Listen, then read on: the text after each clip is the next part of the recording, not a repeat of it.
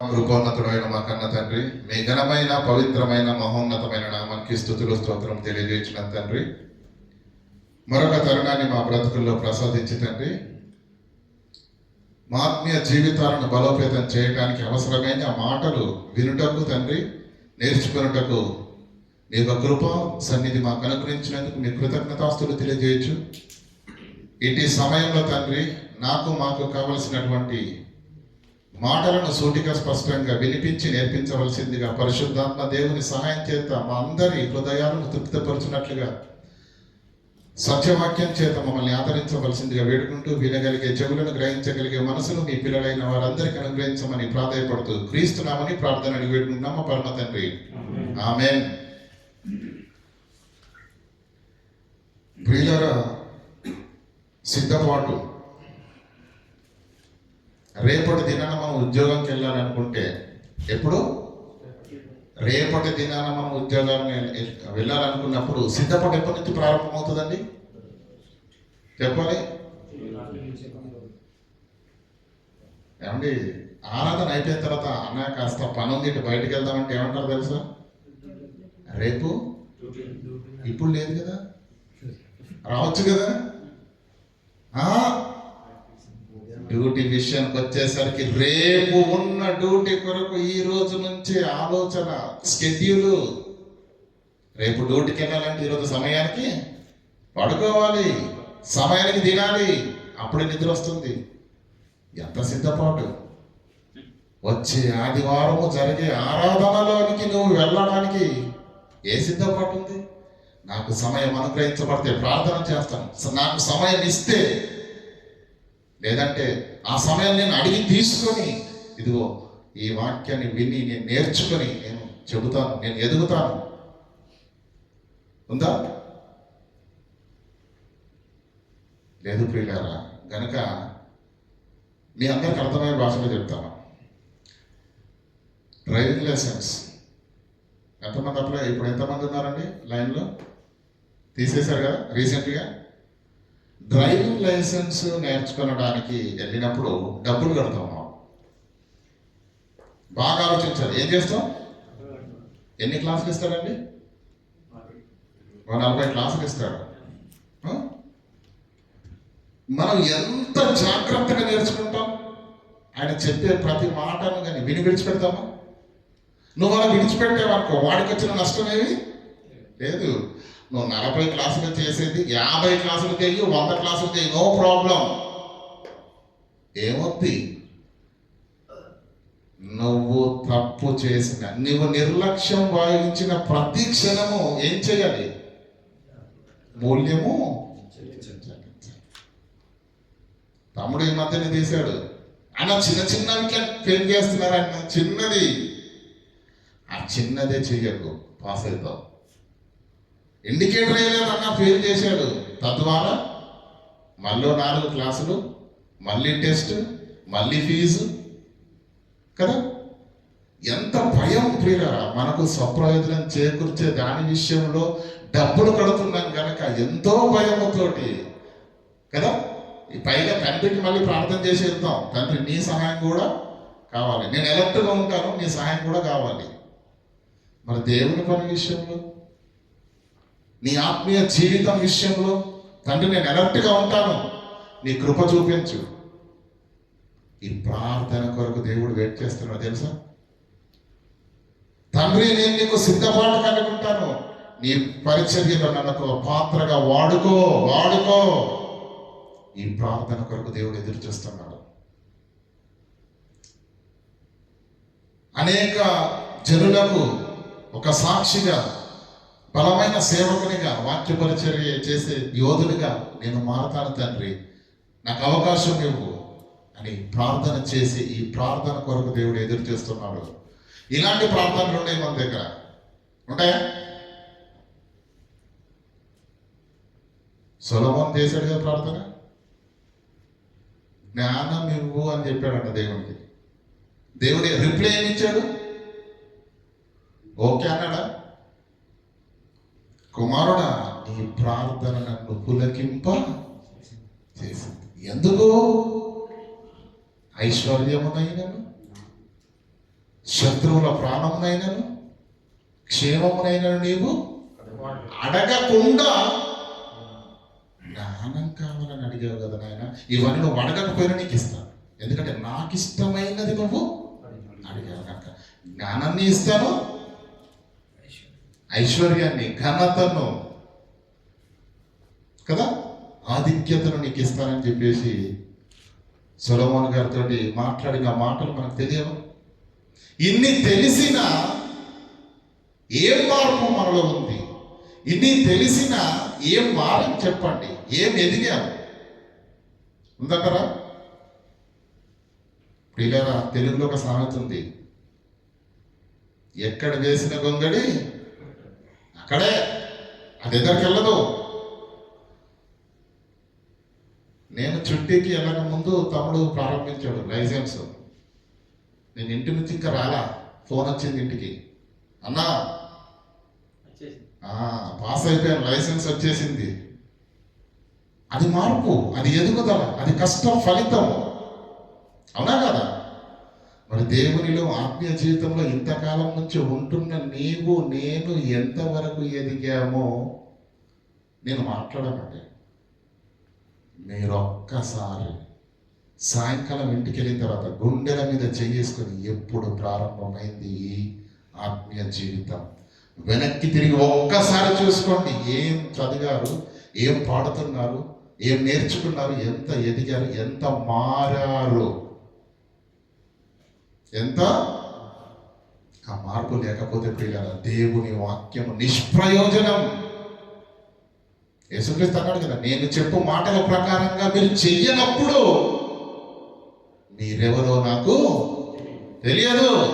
మీరు నన్ను వెంబడించిన దండగా, నన్ను ప్రభువాని పిలుచుట దండగా నా దగ్గరికి వచ్చేవాడు నేను చెప్పు మాటల ప్రకారంగా చెయ్యాలి. చెయ్యడానికి వస్తున్నావు, చెయ్యడానికి వింటున్నావు, చెయ్యడానికి చదువుతున్నావు, చెయ్యడానికి పాడుతున్నావు, చేసేదేమీ లేదు. కానీ అంటే యేసు చెప్పిన మాటల ప్రకారంగా చెయ్యకుండా నువ్వేం చేసినా దేవునికి అక్కర్లేదు, దేవునికి అక్కర్లేదు. ప్రియులారా, ఒక సందర్భాన్ని చూద్దాము. మనకు చిన్నప్పటి నుంచి తెలిసిన సందర్భం అయినా ఈరోజు మనకు అది అవసరం కనుక మత్తయి సువార్త 13వ అధ్యాయం దయచేసి.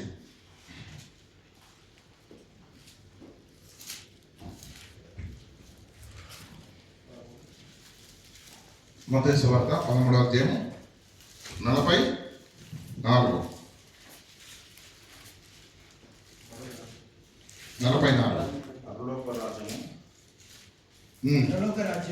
పరలోక రాజ్యము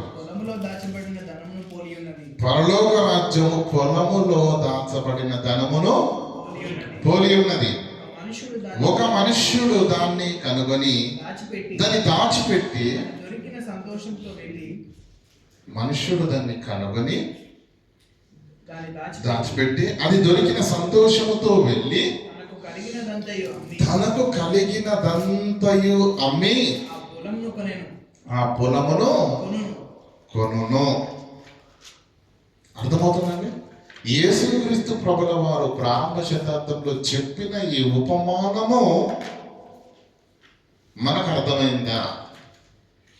పోనీ నీకేమర్థమైందో చెప్పండి. రాయబడినటువంటి అక్షరాలను బట్టి మనం ఆలోచిస్తే ఏంటి, ఒక మనుష్యుడు ఉన్నాడు, ఒక మనుష్యుడు ఉన్నాడు, ఒక పొలాన్ని చూశాడు. ఆ పొలంలో ఏముందంట? దాచబడిన ధనముంది. అది ఆయనకు అర్థమైంది కనుక దాన్ని ఏ విధం చేతనైనా చిక్కించుకోవాలని చెప్పి ఏం చేస్తున్నాడు?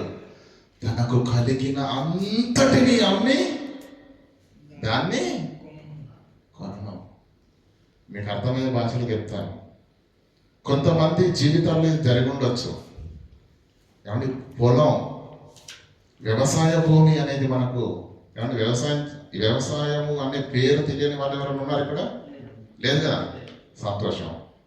అంటే అందరం వ్యవసాయ చేసే కుటుంబాల్లో పుట్టాం కనుక మనకు తెలుసు ఈ భాష. మనకు ఈ వ్యవసాయ భూములు అనేవి ఎన్ని రకాలుగా ఉంటాయి చెప్పండి ఒకసారి.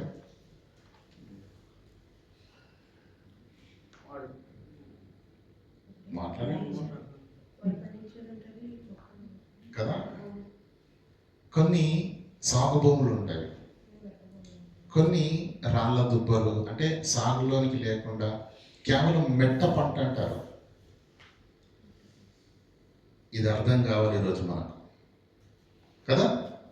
పొలము కొన్ని ఎలా ఉంటాయంటే, ఇప్పుడు చెరువులు ఉంటాయి కదండి, చెరువులు కానీ మరి కాలువలు కానీ ఉన్నప్పుడు వాటిని ప్రక్కనే ఉందనుకోండి, మనకు ఎటువంటి ఇబ్బంది లేదు. ఖచ్చితంగా సంవత్సరానికి 2 పంటలు పండుతాయి, అవునా. కొన్ని భూములు ఉంటాయి, అక్కడ నీటి సదుపాయం అనేది ఉండదు. మరి అక్కడ పంటలు పండాలి. ఒకటి ఆకాశము నుంచి కురిసే వర్షము, లేదంటే ఉదయాన్నే కురిసే మంచు. ఈ 2 కాకుండా ఇంకేదైనా అవకాశం ఉందా? లేదంటే బోరుబావి కదా. ఒకప్పుడు తవ్వితే నీళ్ళు వచ్చేవి, ఇప్పుడు ఆ సీన్ ఏమి. అందుకే ఏం చేయాలి? హై ప్రెషర్ తోటి ఏం చేయాలి? బోరు వేయాలి. ఇప్పుడు బోరు వేస్తేనే పంట పండే ఆ భూమికి విలువ ఉంటుందా? చెప్పండి. భూమికి విలువ ఉండాలంటే నంబర్ 1 రోడ్డు ఉండాలి, నంబర్ 2 నీళ్ళు ఉండాలి, నంబర్ 3 భూమి నాణ్యత. అది రాళ్ళ దుబ్బనా, ఏమన్నా ఎర్ర దుబ్బనా, లేదంటే నల్లరేగడ భూముల, అంటే ప్రతి దాంట్లో భూమిలో కూడా రకరకాలుగా ఉన్నాయి కదండి. ఇదంతా దేన్ని సూచిస్తుంది? దాని యొక్క విలువను సూచిస్తుంది. మనకు అర్థమయ్యే భాషలో చెప్తున్నాను. చెరువు ప్రక్కన ఉన్నటువంటి 1 ఎకరం భూమి ఉందనుకోండి, అక్కడ 4 ఎకరాలు ఉన్నా ఏంటి అది ఉపయోగపడేది కాదు. ఎందుకంటే దానికి మార్గం లేదు.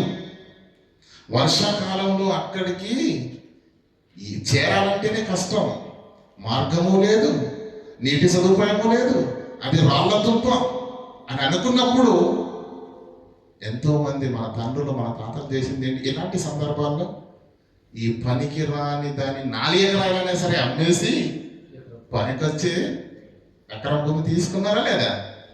అది వాళ్ళ దృష్టిలో ఏంటి? ఈ 4 ఎకరాల కంటే ఇది విలువైనదని వాళ్ళకి అర్థమైంది కనుకనే దాన్ని అమ్మి ఇక్కడ తీసుకున్నారు. హ్యాపీగా సంవత్సరానికి 2 పంటలు ఏమండి వస్తున్న దాన్ని ఈరోజు అనుభవిస్తున్నారు. ఇది మీకు అర్థమైతే మళ్ళీ ఒకసారి చదువుతాం దాన్ని. పరలోక రాజ్యము, పరలోక రాజ్యం అన్న పదం మీరు పక్కన పెట్టేయండి కాసేపు. పొలములో దాచబడిన ధనం ఉంది. ఓకే, ఒక పొలం, అది మీరు అరెకరం అనుకుంటారో గుంట భూమి అనుకుంటారో ఏదో అనుకోండి, కానీ చిన్న విస్తీర్ణంలో ఒక పొలం ఉంది. దాంట్లో ఏముంది? దాచబెట్టబడిన ధనం ఉంది, నిధి ఉంది. ఓకేనా? ఒక మనుషుడికి అది అర్థమైందట, ఈ భూమిలో ఏముంది? ధనం ఉన్నది, నిధి అంటే తెలుసు కదండి. లంకె బిందెలు అంటే తెలుసా? ఇలాంటి మీకు అర్థమవుతుంది కదా. లంకె బిందెలు అంటారు, లేదంటే నిధి ఉంది అక్కడ, ఆ పొలంలో ఉందని ఒక మనుష్యుడికి అర్థమైనప్పుడు ఏం చేస్తాడ? దాచిపెట్టి సంతోషంతో వెళ్ళాడంట. తనకు కలిగిన ఇల్లు, వాకిలి, పొలమును సమస్తాన్ని అమ్మి ఈ పొలాన్ని కొనడానికి వేగిరపడుతున్నాడట. చూస్తున్న ప్రజలందరూ ఏమనుకుంటారో తెలుసా? వీరికి పిచ్చి పట్టిందా? అన్ని ఎకరాల భూమి, అంత మంచి ఇల్లు, దానిని అంతటిని అమ్మి ఇదిగో ఈ చిన్ని పొలాన్ని కొంటా అంటున్నాడేంటి? ప్రపంచానికి వెర్రివాడిగా కనిపిస్తున్నాడేమో, కానీ తనకు మాత్రమే తెలిసిందేంటో తెలుసా? అందులో ఏముంది? దాచబడిన ధనం ఉన్నది, అది విలువైనది. దాన్ని నేను సంపాదించుకోవాలి, దాన్ని నేను హత్తుకోవాలి, అది దాన్ని నా వశం చేసుకుంటే ఇలాంటిది ఇంకెంతైనా నేను కొనగలను. దీన్ని నేను ఎంతైనా, ఇలాంటి దాన్ని నేను ఎంతైనా కొనగలను. ఎప్పుడు? ఆ మనుష్యుడు దాన్ని కనుగొన్నప్పుడు, దాని విలువ అర్థమైనప్పుడు, అది నిధి అన్న సంగతి ఆయనకు గ్రహించితే, దేని కొరకు? దాచబడిన ధనం కొరకు తనకున్నదంతా అమ్మి దానిని కొనును అన్నాడు. ఈ వాక్య భావం ఏంటి? ఏం చెప్పాలనుకుంటున్నాడు యేసుక్రీస్తు?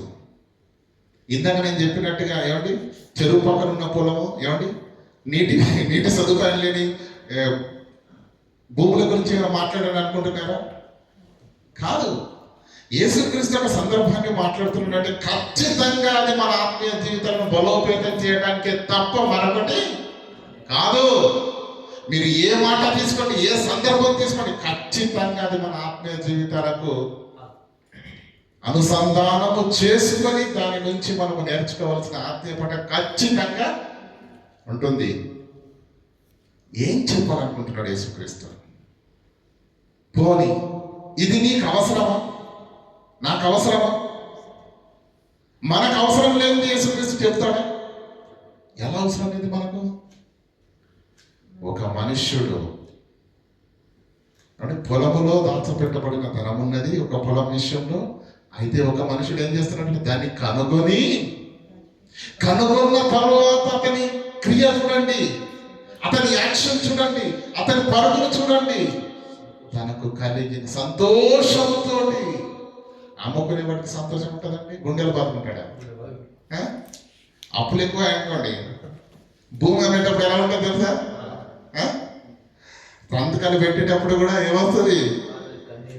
గుండెలు బాదుకుంటూ సంతకం పెట్టి తప్పదు. కానీ ఈయనేం చేస్తున్నాడంట? సంతోషముతో వెళ్ళి, భూమి మీద ఇలాంటి మనుషులు ఉంటాడో చెప్పండి మీరు? సంతోషముతో వెళ్ళి తనకు కలిగినదంతా అమ్మి ఆ ధనము, దాచబడిన ధనమున్న పొలాన్ని కొంటాడు. ఎందుకు తెలుసా? ఎప్పుడో తెలుసా? అది దాన్ని కనుగొన్నప్పుడు, దాని విలువ అర్థమైనప్పుడు, నేను కోల్పోతున్న దానికంటే నేను సంపాదించుకునేది విలువైనదన్న సంగతి ఆయనకు అర్థమైనప్పుడు దీని కొరకు దాన్ని ఏం చేస్తాడు? అమ్మి వేస్తాడు. అసలు ఇది ఎందుకు చెప్పాడు యేసుక్రీస్తు? దీని ఆత్మీయంగా మనం ఎలా తీసుకోవాలి, దీనివల్ల మనం నేర్చుకో పాఠం ఏంటి అనేది ఇంతవరకు క్రైస్తవ సమాజానికి అర్థమైందంటారా? అర్థమైతే సంతోషం. అర్థం కాని స్థితిలో ఒకవేళ ఉంటే మనొక్కసారి కదా చెప్పండి. ఇప్పుడు చెప్పండి, ఆ పొలం ఏంటి, ఈ మనుషుడు ఎవరు, ఈ ఇల్లు ఆస్తి ఏంటి చెప్పండి. ఇప్పుడు మీరు మాట్లాడితే నేను ఎదురుకి వెళ్తాను.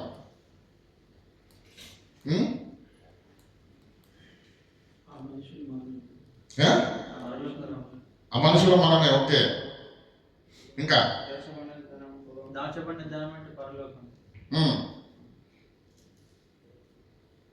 చెప్పండి, మంచిగా చెప్పండి. పొలం అంటే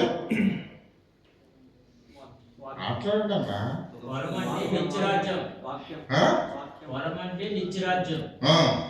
అందులో దాచిపడి ఉన్నది పరలోకంలో సంబంధించి మాట్లాడండి. వాక్యం అంటే ఎంత పట్టుంది మనకు బైబిల్ పైన. చిన్న చిన్న సందర్భాలండి ఇవి, చిన్నప్పటి నుండి వింటున్నాం, అవునా కదా? కనుక మన నిర్లక్ష్యం ఎక్కువ ఉందన్న సంగతి మీరు గ్రహించాలి, ఒప్పుకోవాలి. ఏం సూచిస్తుంది దీన్ని? ఇంతకీ ఇది మన జీవితంలో నెరవేరిందా? యేసు ఒక మాట చెప్పాడంటే అది నీకు నాకు అవసరమని చెప్పాడు. ఇంతకీ ఎలా అవసరం పడింది, దాన్ని నీవు నెరవేర్చావా లేదా? ఆలోచన చేద్దాం ప్రియులారా. అపోస్తలుడైన పౌలు, ఒకసారి చూద్దాం. అపోస్తలుడైన పౌలు గురించి మనం ఆలోచించినప్పుడు అపోస్తుల కార్యములు 22వ అధ్యాయం తీయండి దయచేసి. అపోస్తుల కార్యములు 22వ అధ్యాయము 4 నుంచి చదువుకుందాం. ఈ మార్గములో ఉన్న పురుషులను స్త్రీలను బంధించి చెరసాలలో వేయించు మరణము వరకు హింసించి తిని. ఇది ఎవరిది ప్రొఫైల్? పౌలుగా మారక ముందు సౌలుగా ఉన్నప్పుడు ఆయన ప్రొఫైల్ అది. ఏమంటాడు? ఈ మార్గములో ఉన్న పురుషులను గాని స్త్రీలంటే గౌరవించాలి కదండి. ఆయన దగ్గర అవేం లేవు. పురుషులను స్త్రీలను ఇంటింట వచ్చి ఇళ్లలో నుంచి తీసుకొని వెళ్ళి ఈడ్చుకుంటూ చెరసాలలో వేయిస్తూ మరణము వరకు హింసించడం అంటే ఎంత కరుడు గట్టిన కషాయుడు లాగా బ్రతుకుతున్నాడో మీరు ఆలోచించండి. ఏమండి? ఒక 2 దెబ్బలు వేసి విడిచిపెట్టినట్టుగా లేదు, చెరసాలలో వేయించి మరణించేంత వరకు హింసించాడంట. ఎవరు? సౌలు కదా. ఇందులో గురించి ప్రధాన యాజకుడు పెద్దలందరూ నాకు సాక్షులై ఉన్నారు. నేను అబద్ధం చెప్పట్లేదు, చెయ్యని దాన్ని చెప్పట్లేదు, నేను డబ్బా కొట్టుకోవట్లేదు. నేను ఇది చేశాను, దీనికి ప్రధాన యాజకులు సాక్షులుగా ఉన్నారు. నేను వారి వలన సహోదరుల యొక్క పత్రికలు తీసుకొని. కన్ఫ్యూజ్ అవుతున్నారా? పొలంలో దాచబడిన ధనం అన్నాడు, మరి పౌలు దగ్గరికి తీసుకొచ్చాడు, దానికి దీనికి లింక్ ఏమనుకుంటున్నారా? ఆలోచిద్దాం. అంటే యెరూషలేములో ఉన్న వారిని అందరినీ, స్త్రీలను పురుషులను ఈడ్చుకొని వెళ్ళి చెరసాలలో వేసి బంధించి వారిని హింసించిన ప్రొఫైల్ కలిగిన ఈయన సిరియాలో దమస్కు పట్టణములో క్రైస్తవులు అనే వారు ఉన్నారంట.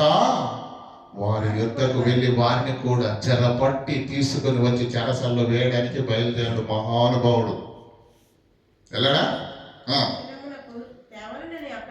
దేవరులని అక్కడికి వెళ్ళి తిని నేను ప్రయాణము చేస్తూ దమస్కుకు సమర్పించినప్పుడు మధ్యాహ్న కాలమందు ఆకాశము నుండి గొప్ప వెలుగు అకస్మాత్తుగా యేసుక్రీస్తు ఏమండి ఆయన వెలుగు ఆ సౌలు చుట్టూ అకస్మాత్తుగా ప్రకాశించెను. నేను నేల మీద పడిపోయాను. సౌలా సౌలా నీవెందుకు నన్ను హింసించుచున్నావన్న స్వరం వింటిని. అందుకు నేను ప్రభువా నీవెవడవని నేను అడిగినప్పుడు ఆయన నీవు హింసించుచున్న నజరేయుడైన యేసును అని ఎప్పుడైతే పౌలుకు చెప్పాడో, ఆ మాట విన్న తర్వాత పౌలు గారు ఏం జరిగిందో మనందరికీ బాగా తెలుసు. వారి కళ్ళకు అంధత్వం కలిగింది. ఇంకా ఏమి కనిపించకుండా ఉన్నప్పుడు అననీయానే భక్తుల దగ్గరికి వెళ్ళడము, 3 రోజులు అక్కడ ఉండడము, ఆయన ప్రార్థన చేసిన తర్వాత కళ్ళలో నుంచి పొరల వంటి రాలిన తర్వాత అప్పుడు ఆయన వాక్యాన్ని ప్రకటించడానికి బయలుదేరాడు. ఎలా బయలుదేరాడు?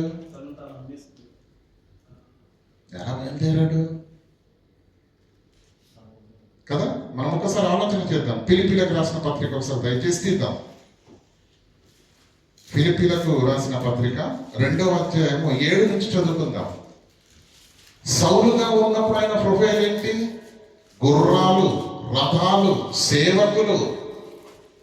ఆయన వెళ్తూ ఉంటే ముందు వెనక బలగంతో వెళ్ళి అధికారంతో కూడినటువంటి ప్రియుల స్థితిలో ఉండి క్రైస్తవులను హింసించినటువంటి ఆయన యేసుక్రీస్తు ఒక్కసారి వెలుగు వచ్చి సౌలా సౌలా నన్ను ఎందుకు ఇలా హింసించుచున్నావు అన్నప్పుడు నువ్వెవడు ప్రభువా అనగానే నేను నజరేయుడైన యేసును అన్న ఒక్క మాట సాక్ష్యాన్ని విన్న సౌలు ఎలా మారాడో తెలుసా? ఎంతగా మారాడో తెలుసా? ఏం చేశాడో తెలుసా? చూడండి ఫిలిప్పీలకు రాసిన పత్రిక 2:7.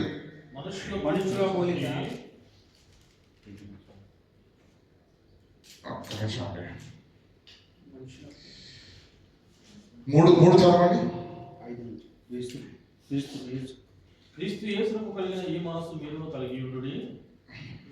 క్షమించండి, 3:7 చదవండి. 2 కాదు, 3వ అధ్యాయం 7వ వచనం. ఆయనను అవి నాకు ఏవైతే లాభకరములుగా ఉండెనో వాటిని క్రీస్తు నిమిత్తము అధికారాన్ని విడిచిపెట్టాను, గుర్రాలను విడిచిపెట్టాను, రౌతులను విడిచిపెట్టాను, సేవకులను విడిచిపెట్టాను, హోదాను విడిచిపెట్టాను, నన్ను నేనే వదిలేసుకున్నాను. ఏది లాభకరముగా ఉండేనో నాకు వాటన్నిటిని క్రీస్తు నిమిత్తము నష్టపరుచుకొని నష్టముగా ఎంచుకుంటుని. నిశ్చయముగా నా ప్రభు అయిన యేసు క్రీస్తును గూర్చిన అతి శ్రేష్టమైన జ్ఞానము నిమిత్తము, వాక్యము నిమిత్తము సమస్తమును నష్టముగా ఎంచుకున్నాను. క్రీస్తును సంపాదించుకొని దేన్ని సంపాదించుకోవడానికి దేన్ని వదులుతున్నాడు, దేన్ని వదులుకుంటున్నాడు? అధికారాన్ని వదులుకున్నాడు, గుర్రాలను వదులుకున్నాడు, రౌతులను వదులుకున్నాడు, ఉన్నతమైన స్థితిని వదులుకున్నాడు. సమస్తాన్ని, తనకు కలిగిన సమస్తాన్ని పెంటతో సమానంగా ఎంచుకొని క్రీస్తును సంపాదించుకొనటానికి తనకున్నదంతా పెంటతో సమానంగా ఎంచుకున్న అమ్మేయడం అన్న 2 కోల్పోతున్నాడు, విడిచిపెడుతున్నాడు కదా. క్రీస్తును సంపాదించుకోవడానికి ప్రియులారా 10వ వచనం చదవండి. ఏ విధము చేతనైన మృతులలో నుండి నాకు పునరుత్థానము కలగవలెనని ఆయన మరణ విషయంలో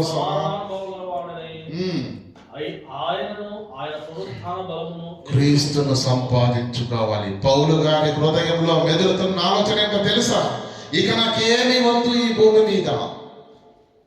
రోమా ప్రభుత్వం దగ్గర వారి మోచేత నీళ్లు త్రాగుతూ ఇంకా పదవి పైన పదవి అధికారము సంపాదించుకోవాలన్న ఆశలో పౌలు గారు లేరు. ఏమనుకుంటున్నాడు?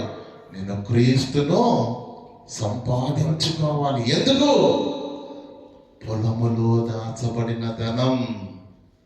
ధనమున్నదన్న తెలిసిన తర్వాత, అక్కడ నిధి ఉన్నదని తెలిసిన తర్వాత, అక్కడ లంకె బిందెలు ఉన్నాయని తెలిసిన తర్వాత ఎవరైనా విడిచిపెడతారా?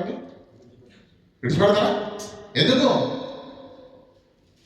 నాకున్న దాన్ని అమ్మి దీన్ని సంపాదించుకుంటే దీంట్లో ఉన్న బంగారంతో నేను ఇంకెన్నో, ఎందుకంటే నేను పొందేది విలువైనది, నేను విడిచిపెడితేనే దాన్ని పొందుకుంటాను కదా. చదవండి. ఆయన మరణ విషయంలో సమానాత్మక వాడనై ఆయనను ఆయన పునరుత్థానం ఫలమును ఎరుగు నిమిత్తము ఆయన శ్రమలలో పాలివాడంట ఎట్టిదో సమస్తమును నష్టపరుచుకొని వాటితో పెంటతో సమానంగా ఎంచుకొనిచున్నాను. 14వ వచనం చదవండి. క్రీస్తు యేసు నందున్న దేవుని ఉన్నతమైన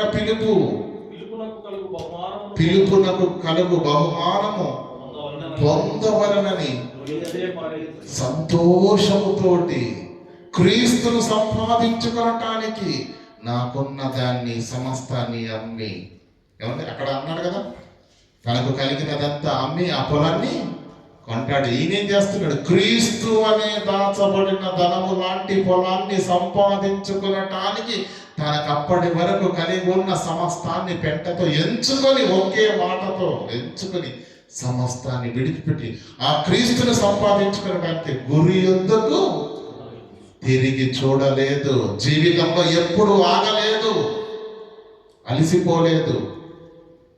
అవునా కదా? ఆ ఒక్క పిలిపే, ఆ ఒక్క సాక్ష్యమే పౌలు జీవితాన్ని మార్చేసింది. పొలములో దాచబడిన ధనము అందులో ఉన్నదని తెలిసిన ఏ మనిషి అయినా కానీ, అది ఎన్ని వేల లక్షల రూపాయలు ఉన్నా కూడా దాన్ని సంపాదించుకోవడానికి తనకున్న ఇల్లు వాకిల్ని అమ్మి దాన్ని సంపాదించుకుంటాడు. ఇది లోకానుసారంగా మీకు అర్థమైతే దానిలో ఉన్న ఆంతర్యం ఏంటో తెలుసా? యేసు కూడా దాచబడిన నిధి. ఆ నిధిని సంపాదించుకోవడానికి ఎంత చక్కగా చెప్పారండి. 19 వచనంలో క్రీస్తును సంపాదించుకొనవలనని, క్రీస్తును సంపాదించుకోవాలని. ఎందుకయ్యా నష్టం చేసుకుంటున్నావు? ఈ పదవిని ఎందుకు విడిచిపెడుతున్నావు? ఈ అధికారాన్ని ఎందుకు విడిచిపెడుతున్నావు? ఎంత స్థాయి ఉంది నీకు? ధర్మశాస్త్రోపదేశకునిగా, గమాలియేలు పాదాల దగ్గర నిష్ఠాగరిష్ఠుడిగా నీవు ధర్మశాస్త్రాన్ని అవపోతన పోసిన మహాపండితుడివి నువ్వు వస్తా ఉంటే, ధర్మశాస్త్రోపదేశకుల్లో ఘనుడైన వాడు గమాలియేలు వస్తా ఉంటే ప్రియులరా, దేవాలయాల్లో యాజకులు గజ గజ గజ వణికిపోయేవారు. అలాంటి మహాపండితుడి దగ్గర నేర్చుకున్నావు కదా, నీకు కొదువేంటి? అధికారంలో కొదువు ఉందా? విలువలో కొదువు ఉందా? అన్నీ ఉన్నాయి కదా. ఇవేవి నాకు క్రీస్తును సంపాదించుకోవాలి. నేను సమస్తమును నష్టపరుచుకొని క్రీస్తును సంపాదించుకునటానికి ఆయనకు పరిగెత్తాడంటే కారణం ఏంటి? తనకున్న దానికంటే తను సంపాదించుకొనబోయే యేసు విలువ కలిగిన వాడు, ఉన్నతుడు, శ్రేష్ఠుడు, ఖ్యాతి గలవాడు కనుకనే తనకు ఉన్నటువంటి దానికి అందరినీ విడిచిపెట్టి ఆ క్రీస్తును సంపాదించుకునటానికి తనకున్న సమస్తమును విడిచి క్రీస్తును సంపాదించుకున్నాడు. ప్రియులారా, చదవండి 14 వచనం మరొకసారి.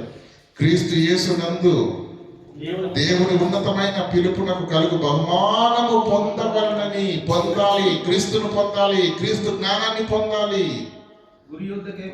ఆయన పరుగు దాని కొరకే, ఆయన ప్రయాసము దాని కొరకే, ఆయన కష్టము దాని కొరకే సంపాదించుకున్నాడండి. యేసులో క్రీస్తును సంపాదించుకున్నాడు పౌలు. అవునా కాదా? ఎలా సంపాదించుకున్నాడు? తనకున్నదంతా అన్ని నష్టపరుచుకొని, వదులుకొని, విడిచిపెట్టి క్రీస్తును సంపాదించుకోవడానికి బయలుదేరాడు. ఈరోజు మనకేమవుతుందో చెప్పండి. యేసు చెప్పిన మన ఉపమానమును ఒక కథగా అందులో వల్లిస్తున్నదే తప్ప అదే నీ జీవితంలో కూడా నెరవేరిందా? యేసును తెలియనప్పుడు లోకంలో నువ్వు ఎలా ఉన్నావో, నీ జీవితం ఎలా ఉందో, మనమందరం ఒకనాడు చీకటిలో ఉన్నవారని. అవునా కాదా? కానీ యేసు అనే మహా ఐశ్వర్యము నీ యొద్దకు వచ్చినప్పుడు, అది నీకు పరిచయం అయినప్పుడు, సమస్తాన్ని విడిచిపెట్టి దాన్ని అత్తుకుంటున్నావా? సమస్తాన్ని విడిచిపెట్టి దాన్ని కౌగిలించుకుంటున్నావా? దాన్ని సంపాదించుకుంటున్నావా? లేదు. మనకున్నదాన్ని విడిచిపెట్టము, క్రీస్తును ఎందుకంటే ఇది విడిచిపెడితేనే దాన్ని సంపాదించుకుంటాం. రెండు కావాలంటే ఉండవు. ఎలా సంపాదించుకోవాలనుకున్నాడు తెలుసా పౌలు గారు? ఇవి ఇలాగే ఉండని నేను క్రీస్తును సంపాదించుకుంటానంటే కొంచెం తెలుసుకునేవాడు. కానీ ఆయన ఎంత సంపాదించుకోవాలనుకున్నా తెలుసా? ఆ ఐశ్వర్యం అంతా నాకే కావాలి, క్రీస్తు జ్ఞానం అంతా నాకే కావాలి, క్రీస్తును నేను హత్తుకోవాలి, క్రీస్తు నావాడవ్వాలి, అంతగా కోరుకున్నాడు. కనుక నేను ఉన్నదంతా విడిచిపెట్టి అపోస్తలుడు సహితం చెప్పడానికి వీళ్ళు లేని మాట పౌలు ఒక్కటి చెప్పిన మాట ఏంటో తెలుసా? నేను క్రీస్తు యేసును పోలి నడుచుకున్న ప్రకారము. ఈ మాట ఎవరని చెప్పారండి బైబిల్లో? ఎంత క్రీస్తును సంపాదించుకుంటే ఆ మాట చెప్పాడో ఆలోచించండి. ఇది పొలంలో దాచబడిన ధనాన్ని సంపాదించుకునే ఆ మనుష్యుడు ఎవరు? ఆనాడు పౌలు, ఈనాడు నువ్వు అవ్వాలి. ఈ జ్ఞానాన్ని సంపాదించుకోవాలి, క్రీస్తును సంపాదించుకోవాలంటే నీకున్నదంతా ఏంటి? ఉన్నదంతా మాట్లాడండి, లాక్కొని నేను మనకున్నదంతా అమ్మకపోవాల్సిన అవసరం లేదు. కానీ దేవుడిచ్చింది ఉన్నది కదా ఫ్రీగా. దాని పేరు ఆరోగ్యం, దాని పేరు ఆయుష్, దాని పేరు సమయం. దాన్ని కేటాయించండి, మీ దగ్గర పెట్టుకోండి. దేవునికి అది అవసరం లేదు. కానీ సమయాన్ని మీరు దుర్వినియోగం చేస్తున్నారు, నిర్లక్ష్య వైఖరి అవలంబిస్తున్నారు. అందుకే దేవునిలో మీరు ఎదగలేకపోతున్నారు. స్కూల్లో మాస్టర్ చెప్తాడు, రే ఈ పాఠం నేర్చుకొని రండి అని. ఎలా వెళ్తారండి? ఎంత ధైర్యం ఉంటే వెళ్తాడండి వాడు? వెళ్తాడు అసలు స్కూల్కు? అస్సలు వెళ్ళదు. వాడికి పాఠం రాలేదనుకోండి వెళ్తాడా? ఎందుకు వెళ్ళదు? అమ్మతోటి ఎన్ని దెబ్బలైనా ఎందుకు? అమ్మ ఈరోజు నేను ఆ పాఠం నేర్చుకోలేదు, ఈ రోజు కానీ నేను వెళ్ళాను అనుకో, ఖచ్చితంగా మాస్టర్ గారు నన్ను చితగొడతారు కనుక నీతోటి దెబ్బలైనా తింటాను తప్ప అక్కడికి వెళ్ళి దెబ్బలు తినను. భయం.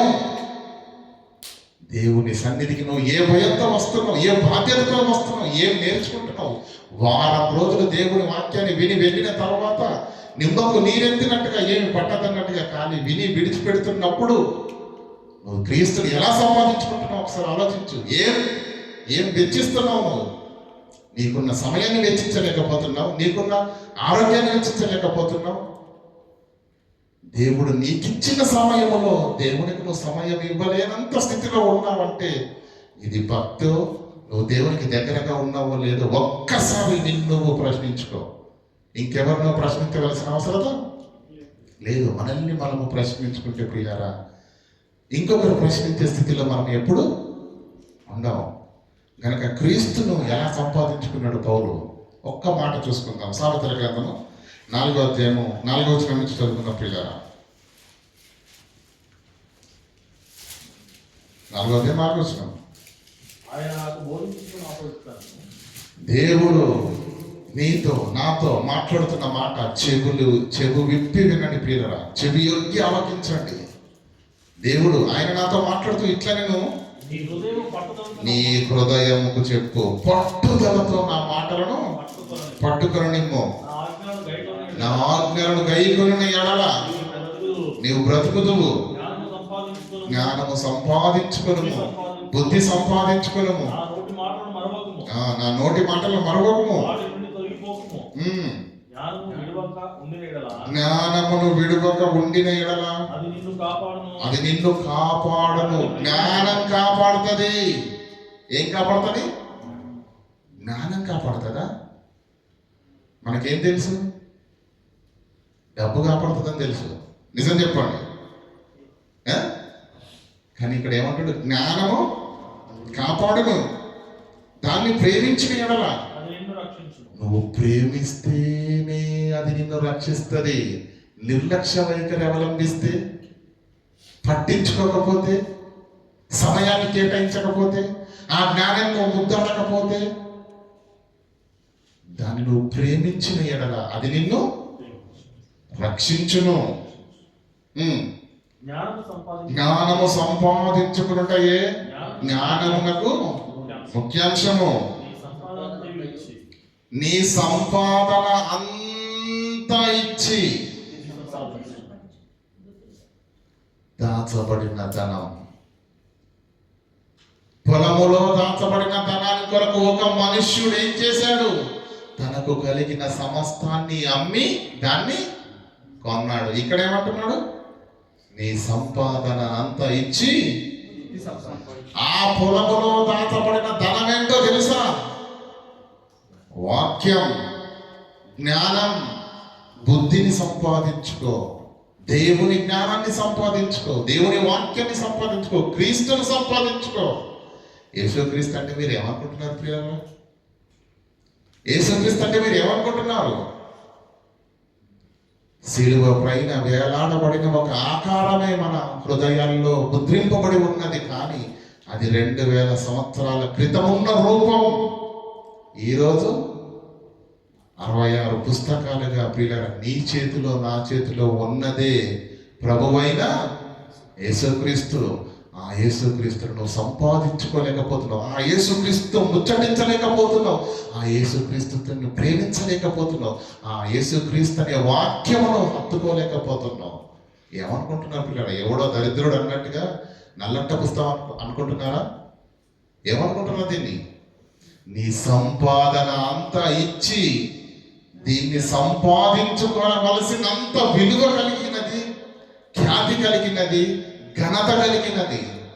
నీ సంపాదన ఇవ్వకపోయినా కనీసం నీ సమయాన్ని, నీ యొక్క ఆరోగ్యాన్ని ఖర్చు పెట్టి ఏ సమయమైనా సరే మీరు కేటాయించి దీన్ని సంపాదించుకోవడానికి ప్రయత్నం చేయండి. మీరు సంపాదించుకోవట్లేదు, గత వారం చెప్పిన పాఠాన్ని తిరిగి మీరు 2 నిమిషాలు చెప్పే స్థితిలో మీరు లేరంటే మీరు ఏం చదువుతున్నారు? వారం రోజుల తర్వాత మీరు ఇక్కడికి వచ్చి ఏ సిద్ధపాటు కలిగి ఉన్నారు చెప్పండి మీ ఆత్మీయ జీవితాల్లో?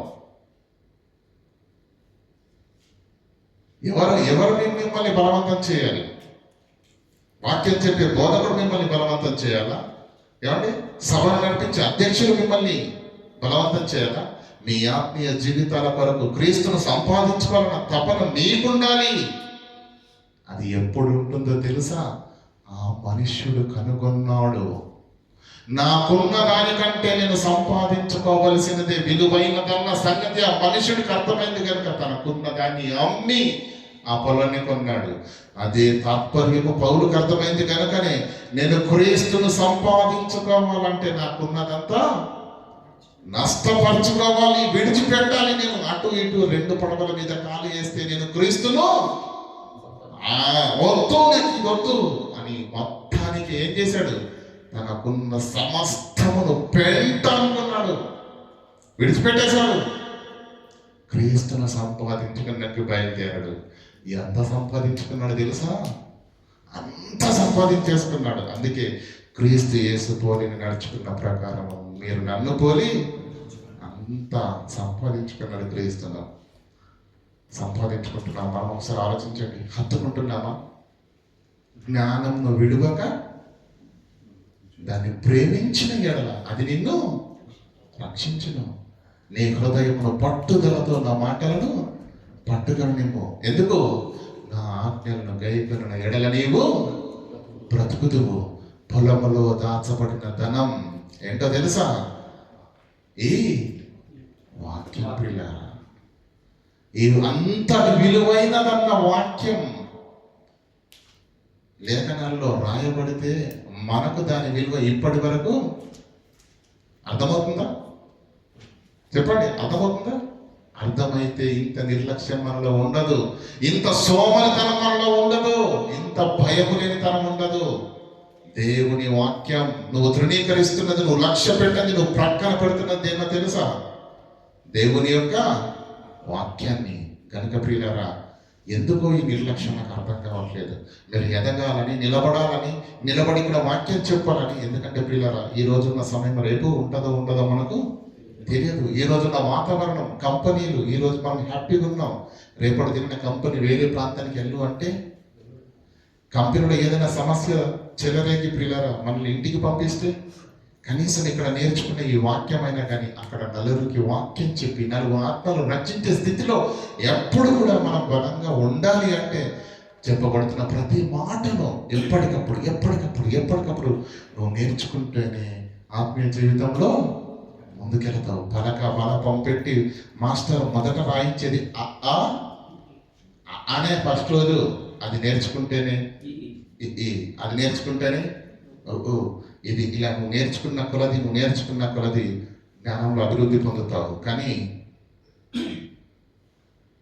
వాళ్ళ దగ్గర ఉండిపోయాం అనుకోండి, చెప్పబడుతున్నాం ఏమంటే వాక్యాలన్నీ మీకు ప్రయోజనకరము కావు. కనుక ఏం వింటున్నారో, ఎంత ప్రయాసపడుతున్నారో నేర్చుకోవడానికి మీరు సమయాన్ని ఎంత కేటాయిస్తున్నారో, క్రీస్తును సంపాదించుకోవడానికి, జ్ఞానం సంపాదించుకోవడానికి రేపు ఒక సమయం వస్తే నేనే నిలబడి మాట్లాడాలన్న ఆశ తపన మీలో ఎందుకు లేదు? ఈ నేర్చుకున్న దాన్ని ప్రకటించవలసిన బాధ్యత మీ పైన ఉన్నప్పుడు మీరు ఎందుకు సమయాన్ని కేటాయించలేకపోతున్నారు? ఎక్కడ వేసిన గొంగడి వల్ల మీ ఆత్మీయ జీవితాలు ఉండటానికి కాదు, అది కోరుకోవట్లేదు దేవుడు నీ నుంచి నా నుంచి. మనం ఎదగాలి. అజ్ఞానంగా మాట్లాడే మూర్ఖులకు జ్ఞానోపదేశము చేసి ఈ లోకమందు జ్యోతుల వలె వెలుగు దిబ్బల వలె దేవుని పిల్లలుగా నీవు నేను ఉండాలి. అది ఎప్పుడు తెలుసా? జీవవాక్యాన్ని చేత పట్టుకొని అన్నాడు. జీవవాక్యాన్ని చేత పట్టుకొని ఈ లోకమందు జ్యోతుల వలె మీరు ఉండాలి, మీరు ప్రకాశించాలి. ఈ జ్యోతికే లైట్ లేదనుకోండి, వెలగట్లేదనుకోండి, అర్థమవుతుందా? వాక్యం అనే జ్యోతి మనలో వెలగాలి. మనం ఎంత చదివితే, ఎంత నేర్చుకుంటే, ఎంత సంపాదించుకుంటే అంతగా మనము రానున్న దినాల్లో ప్రకటించేవారిగా అనేకులకు మార్గం చూపించేవారిగా మన ఆత్మీయ జీవితాలు ఉంటాయి. కనుక పొలములో దాచబడిన ధనములో ఉన్న మర్మము ఎప్పుడైతే క్రీస్తును నువ్వు తెలుసుకున్నావో, ఆ క్రీస్తును సంపాదించుకోవడానికి లోకములో ఏది ఆటంకంగా ఉండడానికి వీళ్ళది. సమస్తము లోకంలో ఉన్న ఏదైనా యేసు కంటే ఎక్కువ ఏది? ఏసంటే వాక్యం, ఏసంటే జ్ఞానం. ఆ యేసును సంపాదించుకోవడానికి, దాన్ని నేర్చుకోవడానికి, దాని హృదయమంతో ముద్రించుకోవడానికి, దాన్ని క్రియలలో బ్రతికి చూపించడానికి, దీనికంటే ప్రాముఖ్యమైన ముఖ్యమైనది మన జీవితంలో ఏది ఉండటానికి వీలు? అలా ఉంటే వాడు క్రైస్తవుడు కాదు. సింపుల్గా అండి. యేసుక్రీస్తు ఏమన్నాడు? నాకంటే ఎక్కువగా తల్లినైనను తండ్రినైనను ప్రేమించిన ఎడల వాడు నాకు పాత్రుడు కాదంటే వాడెవడో నాకు తెలియదు అన్నాడు. సింపుల్. యేసుని ప్రేమిస్తున్నావా? యేసుని అందరికంటే ఎక్కువ ప్రేమిస్తున్నావా? ప్రేమించడం అంటే నీ కుటుంబాన్ని ఎలా ప్రేమిస్తున్నావు, నీ పిల్లలను ఎలా ప్రేమిస్తున్నావు, అది మనకు బాగా రెక్కలు ముక్కలు చేసుకుని కంటికి రెప్పలా కాపాడుతూ నీ క్రియ, నీ ఆదరణ, నీ కేరింగ్, అదే కదండి నీ పిల్లల్ని ప్రేమించడానికి అర్థం. క్రీస్తుని ఎలా ప్రేమిస్తున్నావు? సంపాదించుకున్నారా? ప్రయాసపడుతున్నారా క్రీస్తును సంపాదించుకునడానికి? లేకపోతే పిల్లల మన జీవితాలకు మనం విలువైన దాన్ని విలువ లేని దానిగా ఎంచి పనికి రాని దాని కొరకు ప్రాకులాడుతున్నాం. ఆలోచించండి ఒకసారి. జీవితంలో పిల్లల ఏది విలువ కలదని నీవు అనుకుంటున్నావో దాని కొరకే కష్టపడతావు. ప్రపంచంలో ముఖ్యంగా మన గురించి మాట్లాడదాం. దేని గురించి ప్రయాసపడుతున్నాడు ఈరోజు మనిషి? లోకములో ఉన్నతంగా బ్రతకాలి. దానికి కావాల్సింది ఏంటి? స్థితి. దానికి కావాల్సింది ఐశ్వర్యం. దానికి కావాల్సింది మంచి ఇల్లు. ఏదైనప్పటికీ వీటి కొరకే పరిగెడుతున్నాడు, వీటి కొరకే ప్రయాసపడుతున్నాడు, వీటిని చేరుకోవాలని ఉక్కిరి బిక్కిరి అవుతున్నాడు. కారణం ఏంటో తెలుసా? అతనికి ఏమర్థమైంది? లోకంలో ఇదే విలువైందని అర్థమైంది. పౌలుకి ఏమర్థమైంది? ఈ లోకములో ఉన్నదానికంటే క్రీస్తు ఉన్నతుడు. ఆ క్రీస్తును నేను సంపాదించుకుంటే నిత్య జీవాన్ని నేను పొందుకుంటాను. ఇది పౌలుకు అర్థమైంది, ఇది పేతురుకు అర్థమైంది. రాగానే వాళ్ళను విడిచిపెట్టి మళ్ళీ వెనక్కి చూడాలి. అది క్రీస్తును సంపాదించుకుందామంటే. అపోస్తలులు ప్రార్థన చేయగా బలంగా ఉన్న యవనస్తుడు దేవునిలోకి వచ్చాడు. స్టెఫెన్ ప్రాణాలైన అర్పించాడు, కానీ వెనక్కి చూడలేదు. మనది స్టార్టింగ్ ఎక్కడో ఉంటుంది. ఎక్కడ? రైలు పట్టాల బండి ఉంటుంది కదా, రైలు ఎక్కడన్నా ఆగి చూడండి. ప్యాసింజర్ ట్రైన్లు చిన్నగానే ఉంటాయండి. గూడ్స్ ట్రైన్ ఒకటి ఉంటుంది. ఎక్కడ ఉంటుంది?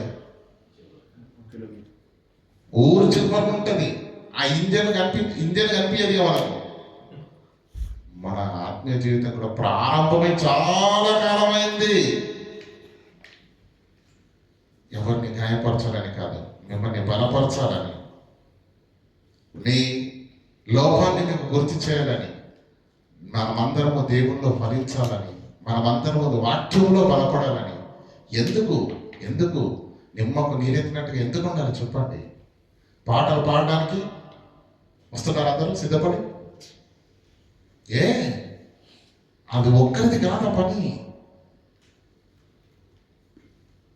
ఇంట్రడక్షన్ చెప్పడానికి వస్తున్నారు అందరూ.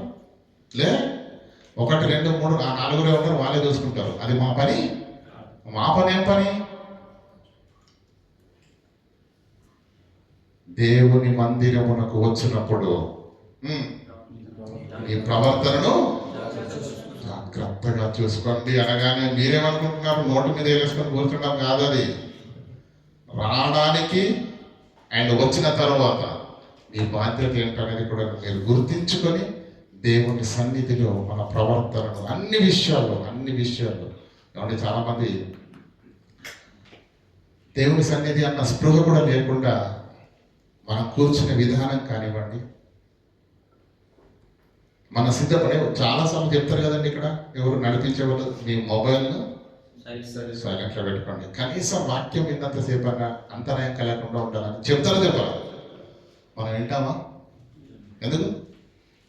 విఐపీలం కాబట్టి మనకు ఎక్కడి నుంచో కాల్స్ వస్తాయి కాబట్టి కనీసం తన సౌండ్ అంతా తక్కువ చేసుకోండి. వాక్యాన్ని డిస్టర్బ్ చేయకండి. అర్థమవుతున్న వాక్యాన్ని అది ఒక సంఘములో దేవుని సన్నిధిలో నడిపిస్తున్న ఒక అధ్యక్షుడు ప్రకటన చేసిన తర్వాత కూడా పట్టించుకోకపోవడం అండి. చిన్న చిన్నవి. ఇది దేవుని సన్నిధి. మనం చేసే ఒక చిన్న నిర్లక్ష్యం ఇతరులందరికీ అంతరాయం కలగడానికి వీలు లేదు. కనుక అందరం నీలో నాలో మనలో ఉన్నటువంటి సరి చేసుకొని వాక్యంలో ఎదుగునట్లుగా, ప్రేమలో ఎదుగునట్లుగా, మరి అన్ని విషయాల్లో రానున్న దినాల్లో పిల్లలు దేవుడు మెచ్చే పిల్లలుగా ఒక పౌల జీవితాన్ని పరిశీలన చేసి మనం ఏం నేర్చుకోవాలి? సమస్తాన్ని విడిచిపెట్టి క్రీస్తును హత్తుకున్నాడట. మనం ఏం విడిచిపెట్టకపోయినా పర్లేదు, మనం ఏమి అమ్మవలసిన అవసరం లేదు. కానీ మనకిచ్చిన సమయాన్ని, దేవుడు మనకిచ్చిన స్థితిని దేవుని మహిమ కొరకు వాడలేకపోవడం అనేది అది చాలా దౌర్భాగ్యకరం. అది మంచిది కాదు ప్రియులారా. కనుక ప్రార్థన చేసుకుందాం. విన్న మాటలు మీరు హృదయంలో భద్రపరచుకోవాలని మనవి చేస్తూ మరొకసారి క్రీస్తు పక్షాన్ని మీకు మనవి చేస్తున్నాను. కనికరంగా దేవ కృపావంతుడైన మా తండ్రి, మీ ఘనమైన పవిత్రమైన నామానికి వందనాలు తండ్రి. నిర్లక్ష్యం తండ్రి, దైనందిన జీవితాల్లో తండ్రి స్నేహాలను, బంధుత్వాలను తండ్రి విచ్ఛిన్నం చేస్తున్నప్పుడు అదే నిర్లక్ష్యం మా ఆత్మీయ జీవితాల్లో ఉంటే ఏ ఆత్మనైతే పరలోకం చేరాలని నీ ప్రియకుమారుని భూమి మీదకి పంపించి తండ్రి ప్రాణార్పణ చేశాడు, ఆ త్యాగానికి విలువ లేనట్టుగా ఈ నిర్లక్ష్య వైఖరి మమ్మల్ని నిత్య జీవానికి దూరం చేస్తుందన్న భావాన్ని తండ్రి మా హృదయాంతరంగంలో నింపినందుకు మీ కృతజ్ఞతాస్తులు తెలియజేయచ్చు. విన్న మాటలను బట్టి తండ్రి మీ పిల్లలు తండ్రి